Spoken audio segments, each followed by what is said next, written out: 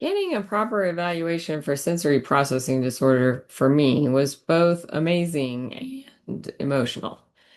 Frankly, it's been life-changing. Finding someone who could properly evaluate an adult for SPD, well, that's amazing and emotional in a whole nother way.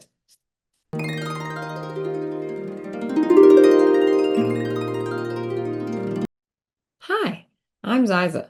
I'm an adult formerly diagnosed with ADHD and sensory processing disorder, or SPD. I'm also an attorney, so I'm using a nickname and avatar to protect my ability to continue earning a living despite sharing these things with you. I create videos as a sort of personal diary and for personal expression. Additionally, because I am one of the few adults in the United States who is so privileged as to be able to receive a legitimate multi-point evaluation from a qualified sensory processing specialist, I think I have the responsibility to share some things that I know about SPD. I hope that this proves useful to other adults experiencing SPD or who experience the other two forms of neurodivergence that profoundly overlap with SPD, namely ADHD and autism. I'm not a healthcare provider of any sort, and nothing in this video is medical advice. You need to see a licensed healthcare professional for any diagnosis and treatment. Any statements that I make are my personal opinions based solely on my personal experiences. I first considered SPD when I got my first evaluation for autism and had spectacularly failed it. I had come across SPD in my research on my symptoms that made me think I should be evaluated for autism. But it didn't seem like a big deal in any of the information that came across. And whatever my deal was, it was certainly a big deal in terms of impact on my life. Fast forward about 2 decades, and I had failed a second autism evaluation. What on earth was wrong with me? The PhD psychologist who told me the second time that I was, quote, profoundly not autistic, also told me that his opinion was that I had a different neurocognitive difference. My visual thinking and memory was on par with a profoundly autistic person. My social makeup was profoundly not autistic. He was kind enough to tell me that I should get assessed by yet another person in town. He also told me flat out that this was a biological difference in my wiring that I was dealing with, and frankly warned me that talk therapy was always going to be useless for these issues. With that background, I started my search online with pretty reasonable expectations and faith that God would help me work it out, whatever that would be. Most of the information about sensory issues comes out of the ADHD and autism worlds. And when it comes to SPD proper, there's a lot of misinformation. One facility flatly stated on their website that children grow out of SPD around the ages of 8 to 12. And by grow out of, they explained that by that age, the child has either become neurotypical enough or has found ways to compensate for their intracranial differences. I still have to giggle. Thankfully for the autistic community, they at least acknowledged that sensory issues may continue into adulthood for autistic people. Sorry, ADHDers. Anyway, I really shouldn't have been surprised by the misinformation. The topic is largely ignored outside of occupational therapy, but thankfully there is some good research being done, and that has been done, showing that SPD is not a matter of perception only. People like me's, well, our brains are, well, the biology, frankly, is different. So, why don't we have a diagnosis and diagnostic criteria for a form of neurodivergence that we can not only test for using an MRI machine, but even can differentiate from autism using those scans? I don't know. Because I guess SPDers are the weirdos among the weird. Anyway, back to the difficulty of finding a specialist who could evaluate an adult for this. Most of what I found were evaluation and treatment programs for children with autism. Again, I'm an adult with ADHD. One facility was willing to sign me up for an evaluation until they found out that I was an attorney. at which point they told me that they would have to get permission to evaluate me from senior management, who never actually got on the phone with me, but nonetheless decided that I wasn't allowed to be evaluated in their center. I later found out that that place uses some sort of garbage evaluation that someone just sat down and made up, irrespective of the peer-reviewed research. Sigh. So that's the state of SPD diagnosis in my part of the United States. Well, is it even a diagnosis? I mean, it's not in the DSM. Heck, there isn't even an ICD code for it to charge insurance. So practitioners have to pick something more vague to submit with my claims. All of that to say that it took God's intercession to get me paired up with my occupational therapist, who is amazingly observant and brilliant, has sensory processing disorder herself, and who was getting ready to fly out for some of the best training on SPD available in the United States not long after I met her. For her privacy, I'll call her Magnolia. At our initial meeting, we sat in a room for about 2 hours while she asked me a slew of questions. She warned me that they may seem to be random and unrelated and that they were not. It did seem like she jumped around a bit at first, but it quickly turned to me wondering what was going on because somehow, someway, she was asking me about all of the things that made me feel profoundly different from other people, but that I had not ever lumped in altogether. I had a good IQ, but I hadn't talked until I was almost 4. Couldn't spell, couldn't learn a foreign language. I had an insatiable curiosity about almost everything, and yet I absolutely detested reading. I was an extrovert who hated talking. You get the picture. Language was just all kinds of problematic. Get the picture. Haha. See what I did there? Anyway, it continued. I was somehow a good dancer, but I couldn't walk on a perfectly flat sidewalk without somehow coming down on my foot wrong and falling straight to the ground for no reason at all, fairly frequently. I parallel parked, of all things, a minivan on my first attempt at parallel parking, but I had a hard time walking through doorways that I used every day without wanging my hips and sometimes shoulders and even face into them. Yes, I said face. I have literally tried to go through a doorway while looking down the hall instead of at the door frame and whacked my forehead on it. Don't ask questions. How could someone who couldn't navigate a doorway with their own body be unbelievably good at dancing and piloting vehicles around other objects at high speed? And yet, here I was. She asked me about sound. Which ones did I like or wish I could avoid? What about the brightness of lights? When I had first come into the evaluation room, she had asked me if I wanted the lights to stay off, and I was frankly too embarrassed to enthusiastically say yes.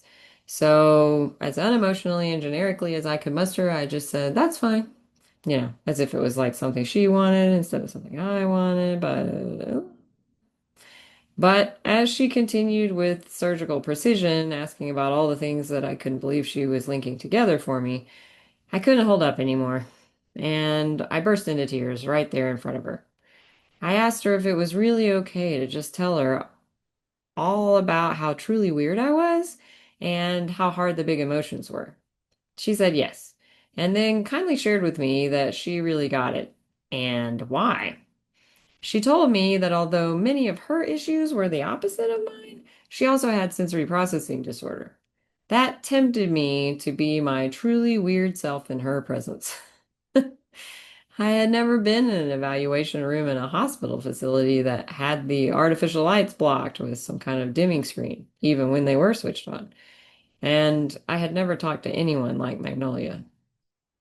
After we spoke for a couple of hours, she told me that she had a good idea of how some of the wiring in my brain was different from other people, and that she could help me learn to accept my differences and work with them. She promised me that she could help me get some relief. Part of that would be getting a more thorough understanding of my sensory experience and abilities through trying different activities to see what I could do, and also starting a sensory diet and challenges. From her perspective, it was of the utmost importance to ensure that I was getting a sufficient amount of the right kind of sensory input and that I knew how to work with my specific sensory profile before attempting to confront any distressing triggers. The first session after the evaluation was amazing too. This time we were in a private room with some OT equipment in it. She asked me questions and tested me on what I later found out are some primitive reflexes to see what my status with those was. She had me do some other things to see how I would react, like spinning, moving across the floor on a ball, pulling things off a wall while balancing, tolerance for vibration, various touches, and on, etc. It was fascinating to see what I could and couldn't do. You should have seen my face when I was trying one of these tasks and first realized that I did not know where my hands were unless I was looking at them. She also warned me that because this is a biological brain-based difference, that there was really only so much change that could be accomplished.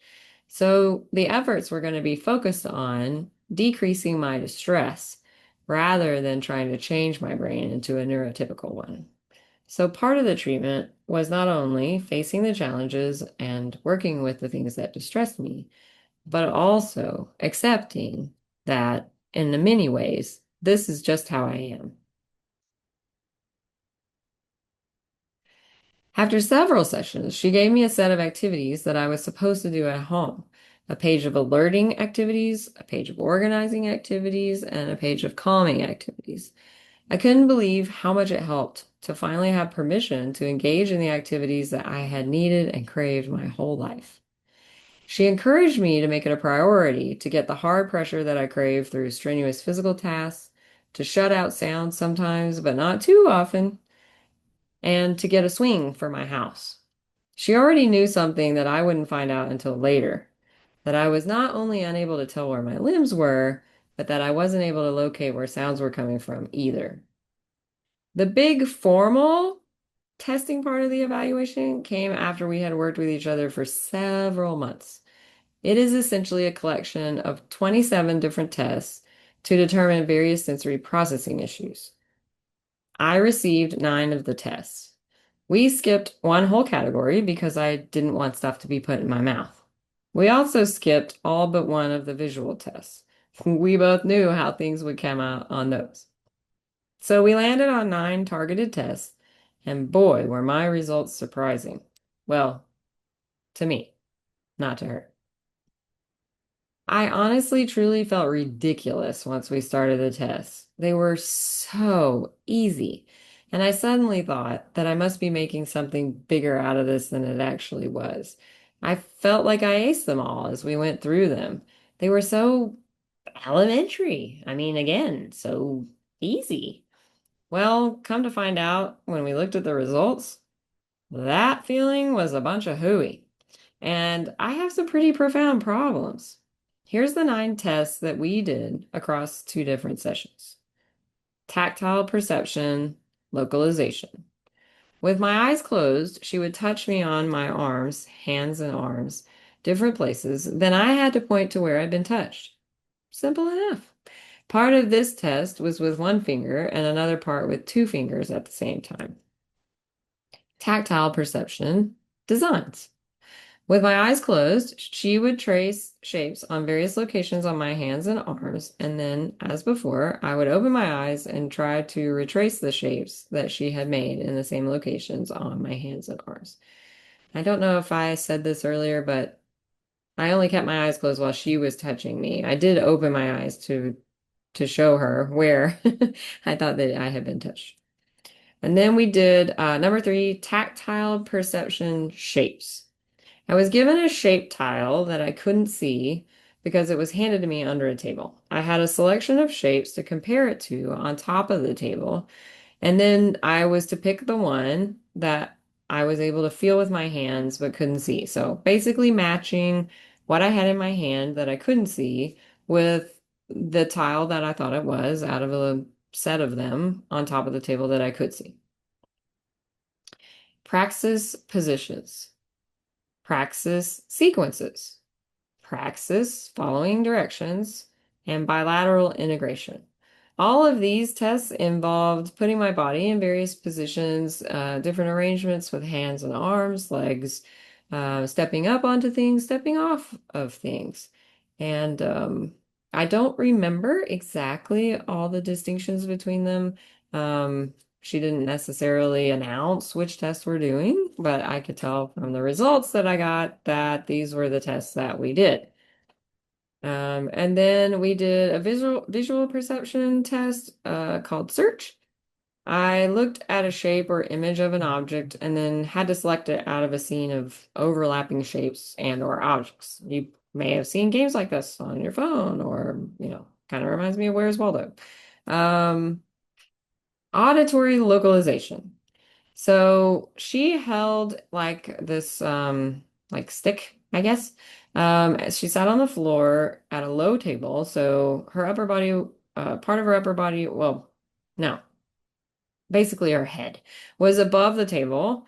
But her arms and legs were under the table, and she could use the stick to tap different places on the underside of the table. And then it was my job to point to the location on the top of the table where I thought she was tapping underneath it. Then she took a clicker and stood behind me and made, I mean, this is literally like a dog clicker. Keep your comments to yourself. She stood behind me and used the clicker to make noises in various locations behind my head. I had to point in space behind me to where I thought the sound came from. She tested with single clicks, but also double clicks that were in two different directions in rapid succession. So what happened? Well, I totally bombed, I mean, massively bombed, one of the proprioceptive tests. I did poorly on the auditory localization test and did poorly on the tactile localization test. I did okay on the tactile designs test and wondered why I was so bad at knowing where someone was touching me unless they were tracing shapes on my skin. Magnolia told me that this was likely the result of my brain finding ways to compensate with the vision part of my brain. Magnolia also explained to me that bombing one of the proprioceptive tests was expected based on my poor tactile localization test results. So apparently, if I'm understanding correctly, it turns out that if a person doesn't develop a good ability, oh my goodness, words. If a person doesn't develop a good ability to know where they are being touched on their extremities, they probably will also have a very poor sense of where their limbs are. In my case, my score on the proprioceptive test was frankly more than twice as bad as my bad result on the tactile localization test. Magnolia also said that this was expected. She further explained to me that my brain doesn't stop trying to know where sounds, touches, and my limbs are just because it's not skilled at it. She explained that not knowing where sounds are coming from or where I'm being touched is the likely source of my hypersensitivity to sound and touch that I've been living with my whole life. Amazing! As an aside, I understand her comments to mean that my brain's constant efforts to locate touch, my limbs, and sounds is very stressful. My brain is living in a constant state of both searching and surprise. Surprise, there's a sound over here. Um, Surprise, your hand is over there. And you know what? The days that I put some earplugs in, I'm less tired. The days that I go out and do physically demanding tasks all day, I'm less tired than the days that I have to sit at my desk and stare at screens. Well, doesn't that just make sense now? I think it's because my body knows where my freaking arms and legs are with all that pressure doing those hard tasks outside. But when I'm sitting at my desk, it's pretty much like my limbs are just floating around in a vat of something while my brain constantly tries to figure out where they are. All right, come with me on one more tangent here. As if this was only going to be one more tangent. No. Most people can walk through a doorway without hitting it, even if they're looking at something else. Their body knows like the 35th time that they go through the doorway, where the doorway is and where their hands and shoulders are without looking at them because, well, their hands are at the end of their arms and their shoulders are at either side of the top of their torso. They can use pressure created on their joints in various positions to know where these parts of their bodies are without having to look at them. I can't do that. These people know where their limbs are kind of from the inside out.